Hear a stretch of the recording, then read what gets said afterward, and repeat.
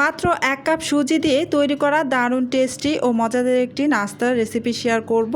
খুব সহজ পদ্ধতিতে ঘরে থাকা সামান্য কিছু উপকরণ দিয়ে তৈরি হবে এই অসাধারণ স্বাদের নাস্তাটি। মাত্র হাফ চা চামচ তেল ব্যবহার করে তৈরি হবে এই হেলদি ও টেস্টি নাস্তাটি। কম তেলে তৈরি হলেও স্বাদে কোনো কমতি থাকবে না। নাস্তাটি দেখতে যেমন সুন্দর, খেতেও হবে তেমনই মজাদার। পরিবারের সবাই একবার খেলে বারবার খেতে চাইবে। প্রথমে একটি বাটির মধ্যে মেজারমেন্ট কাপে মেপে 1 কাপ পরিমাণ সুজি নিয়ে নিয়েছি। তারপর এখানে 1 চা চামচ পরিমাণ চিনি আর হাফ চা চামচ পরিমাণ লবণ দিয়ে দিয়েছি। এবার দিয়ে দিচ্ছি এখানে হাফ চা চামচ পরিমাণ ইস্ট। এখন দিয়ে দেব একটি কাঁচামরিচ কুচি করে নেওয়া। আমি কাঁচামরিচটাকে একদম মিহি কুচি করে নিয়েছি। এখন দিয়ে দিচ্ছি এখানে 1 টেবিল চামচের মতো ধনিয়া পাতা কুচি। এবার নেড়েচেড়ে ভালো করে শুকনো উপকরণগুলো একসাথে মিশিয়ে নিচ্ছি। শুকনো অবস্থায় সব কিছু একসাথে মিশিয়ে নিয়ে তারপর এখানে মেজারমেন্ট কাপে মেপে 1 কাপ পরিমাণ উষ্ণ গরম পানি দিয়ে দিলাম। যেহেতু এখানে 1 কাপ পরিমাণ সুজি ব্যবহার করেছি, তাই সম পরিমাণ পানি ব্যবহার করতে হবে।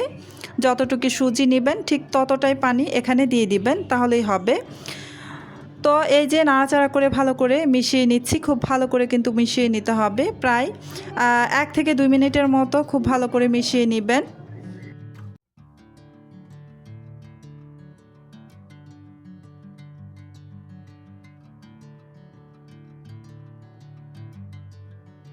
এই তো ভালো করে আমি মিশিয়ে নিয়েছি। এবার ঢেকে রেখে দেবো প্রায় 1 ঘন্টার মতো। এতে করে এই ব্যাটারটা ভালো করে ফার্মেন্ট হয়ে যাবে। তো 1 ঘন্টা পর ফিরে আসছি। এই তো 1 ঘন্টা হয়ে গিয়েছে। আমি ঢাকাটা সরিয়ে নিলাম আর দেখতেই পাচ্ছেন কত সুন্দরভাবে ফুলে গিয়েছে। এবার এই ব্যাটারটাকে আরও 2 থেকে 3 মিনিটের মতো খুব ভালো করে কিন্তু ফেটিয়ে নিতে হবে। এখন পর্যন্ত যারা যারা আমার ভিডিওটা দেখতেছেন, প্লিজ আমার ভিডিওতে একটা লাইক দিয়ে দিবেন। আর আমার চ্যানেলটি যদি আগে থেকেই সাবস্ক্রাইব করে দেওয়া না থাকে, প্লিজ আমার চ্যানেলটি সাবস্ক্রাইব করে পাশে থাকা বেল আইকনটি অন করে রাখবেন। এতে করে যখন আমি নতুন নতুন রেসিপির ভিডিও আপলোড করব, তখন সাথে সাথে আপনার ওখানে নোটিফিকেশন পৌঁছে যাবে। তো আমি এই ব্যাটারটাকে খুব ভালোভাবে কিন্তু ফেটিয়ে নিচ্ছি। আপনারা যদি এই সুজিটা যখন প্রথমে ব্যবহার করেছিলেন, তখন যদি এই সুজিটা ব্লেন্ডারে ব্লেন্ড করে একদম ভালো করে গুঁড়ো করে নেন, তাহলে কিন্তু এভাবে ব্যাটারটাকে 2 থেকে 3 মিনিটের মতো ফেটিয়ে নেওয়ার কোনো দরকার পড়বে না। যেহেতু আমি সুজিটাকে ব্লেন্ড করে নেইনি, গুঁড়ো করে নেইনি, তাই আমি 2 থেকে 3 মিনিটের মতো এই যে এভাবে ভালো করে ফেটিয়ে নিলাম। তো এবার আমি চলে আসছি চুলায় একটা প্যান বসিয়ে দিয়েছি। প্যানের মধ্যে আমি চা চামচ দিয়ে হাফ চা চামচ পরিমাণ এখানে তেল দিয়ে দিয়েছি। তেলটা এবার খুব ভালো করে পুরো প্যানের গায়ে কিন্তু ব্রাশ করে নিব। এই হাফ চা চামচ তেলেই কিন্তু আমি এই নাস্তাগুলো তৈরি করব, আর 1 ফোঁটাও তেল লাগবে না। জাস্ট এই প্যানটাকে মুছে নেওয়ার জন্য তেলটা আমি ব্যবহার করেছি। মানে প্যানটা মুছে নিতে যতটুকু তেল লাগবে ততটুকু তেল দিয়ে দিবেন। বারবার কিন্তু প্যানের মধ্যে তেল দিয়ে ব্রাশ করতে হবে না। প্রথমবার তেল ব্রাশ করে নিলে হবে। তারপর প্রতিবার কিন্তু এমনি শুকনো প্যানের মধ্যে দিলেও কিন্তু নাস্তাগুলো খুব সুন্দরভাবে ইজিলি উঠে আসবে। তো এই যে প্যানটা ভালো করে আমি গরম করে চুলার আঁচ একদম লোতে রেখে তারপর এই যে চা চামচ দিয়ে কিন্তু এখানে ব্যাটার দিয়ে দিচ্ছি। প্রায় 1.5 থেকে 2 চামচ করে ব্যাটার এখানে দিয়ে দিচ্ছি চা চামচ দিয়ে। তো আমার এই প্যানটা কিন্তু খুব বেশি বড় বা একদম ছোট না, মাঝারি টাইপের, তাই এখানে আমি 4টি একবারে দিয়ে দিচ্ছি। তো আপনাদের হাতের কাছে যদি বড় সাইজের প্যান থাকে, তাহলে সেক্ষেত্রে বড় সাইজের প্যানেও কিন্তু এই নাস্তাগুলো দিতে পারেন। সেক্ষেত্রে অনেকগুলো নাস্তা একসাথে ভেজে নিতে পারবেন।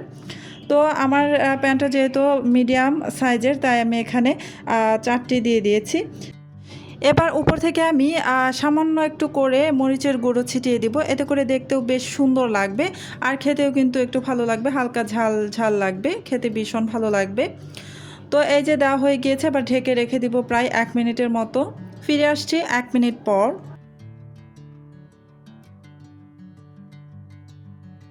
1 মিনিট পর আমি ঢাকাটা সরিয়ে নিয়েছি। এবার এই নাস্তাগুলোকে আমি উল্টে দিব, অপর পাশেও আরও 1 মিনিট মতো ভেজে নেব। তো চুলার আঁচ কিন্তু আমি একদম মিডিয়াম টু লো আঁচের মাঝামাঝিতে রেখে তারপর কিন্তু বানিয়ে নিচ্ছি, নাস্তাগুলোকে ভেজে নিচ্ছি। তো এই যে আমি সবগুলো নাস্তা উল্টে দিয়েছি। এবার আমি আবারও ঢেকে রেখে দেব। এবার এই পাশেও কিন্তু আমি আরও 1 মিনিটের মতো ভেজে নেব। ফিরে আসছে আরও 1 মিনিট পর।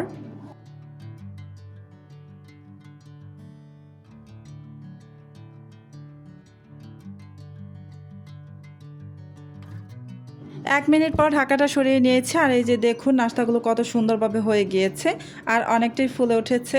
এবার এই নাস্তাগুলোকে কিন্তু আমি উঠিয়ে নিচ্ছি।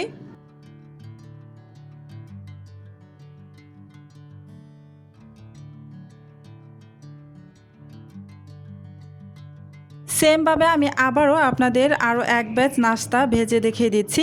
তো প্রতিবার প্যানের মধ্যে ব্যাটার দেওয়ার পূর্বে এই ব্যাটারটাকে কিন্তু একটু নাড়াচাড়া করে নেবেন।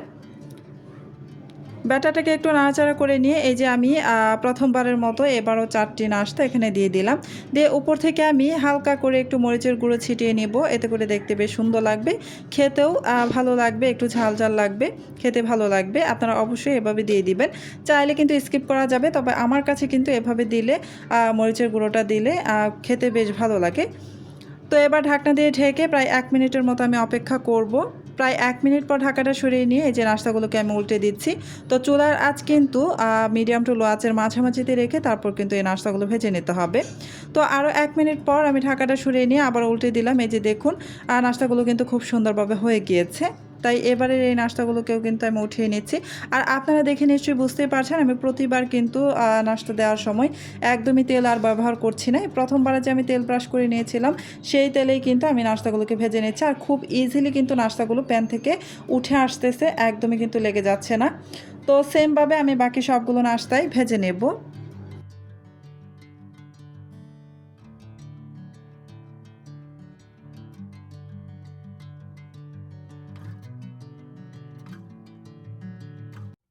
আলহামদুলিল্লাহ, আজকের মাত্র 1 কাপ সুজি দিয়ে তৈরি করা হেলদি, টেস্টি ও মজাদার নাস্তাটির রেসিপি সম্পূর্ণভাবে তৈরি হলো। মাত্র হাফ চা চামচ তেল ব্যবহার করে কিভাবে এত সুন্দর ও সুস্বাদু নাস্তা তৈরি করা যায় সেটি আজ আপনাদের সাথে শেয়ার করলাম। আশা করি এই সহজ ও মজার রেসিপিটি আপনাদের ভালো লেগেছে। বাসায় অবশ্যই একবার তৈরি করে দেখবেন এবং কেমন হয়েছে তা কমেন্ট করে জানাবেন। আর এই নাস্তাগুলো কিন্তু টমেটো সসের সাথে খেতে ভীষণ ভালো লাগে, বাচ্চা থেকে বড় সকলে কিন্তু ভীষণ পছন্দ করবে। তো আজকের মতো এখানেই শেষ করছি। আল্লাহ হাফেজ।